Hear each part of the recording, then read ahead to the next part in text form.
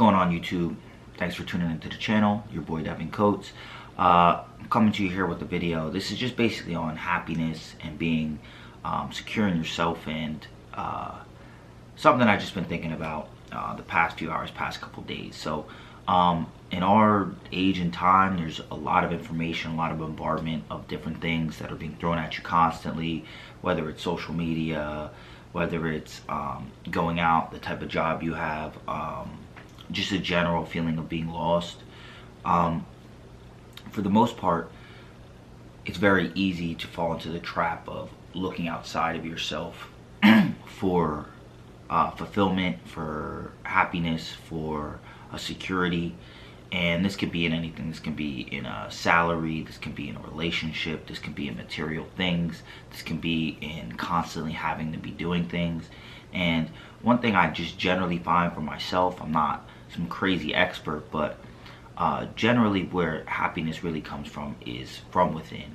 At the end of the day, if your happiness is based on something that is outside of yourself, whatever it might be, you're always going to be subject to kind of a roller coaster of emotions and feelings. And this is like the opposite of being secure, even though generally people look for security from without. There's a great chapter in the 50th Law of Power, which is actually kind of based on Ralph Waldo Emerson's Selfreliance, but it's called Selfreliance, and it's by Robert Greene. I love that chapter. It's one of my favorite chapters, and just the idea of finding resolve and security within yourself and within your own resourcefulness, your own abilities. And that kind of takes me to really where my last point is that at the end of the day, generally all the answers are within yourself. Now, I'm not saying that gaining knowledge and skill is not important, but the ability to know what knowledge and skill you need to gain is something that you can only find within. The process that you need to go through is something that only you can know, because only you know what your true potential is and what you're really after. Now, there's so many times I mention dreams or aspirations to other people, and I'll get all this type of advice, these kinds of doubts, these types of things. What about this? What about that? What if that doesn't work? What if this doesn't work? But at the end of the day, you have to really accept that your process is your process. Nobody else is going to have the exact same process as you. And if you can't gain security in the fact that you know what to do deep down, there is kind of an inner light guiding you towards what is important for you. And where I'll leave it is just a story on Leonardo DaVinci that also came from a book from Robert Greene, at least the way I read it, was about when he was on his deathbed, and he kind of recounted this inner calling. I forgot what he called it, but basically it was like this inner voice that constantly was guiding him, telling him what moves he needed to make to be successful, or not even necessarily successful, to feel fulfilled.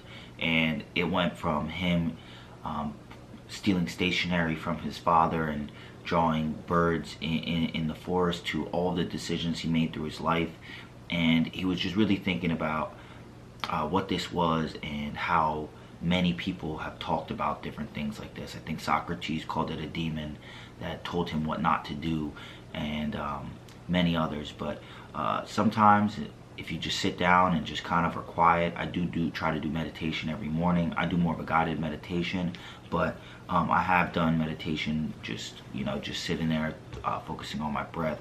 But when you do these kind of meditations and ground yourself, it does allow you an ability to get more in tune with what you're thinking and not really what the outside is. Because sometimes we just get very wrapped up in what's going on outside of us, what other people are saying is the correct thing to do and the correct way to react in certain instances. And I find that's generally when you get lost and you get off course, and then you're basing your happiness and fulfillment on something that will never be forever, because anything outside of you is definitely ephemeral. The one thing I know is that as long as you live, you're gonna have to face this person in the mirror, and you're gonna have this body. So thanks for tuning into the channel. It's your boy Devin Coates. Like, comment, subscribe, dislike even if you didn't like it too. I love the feedback. But thanks for tuning in. I'll catch you next time. Peace.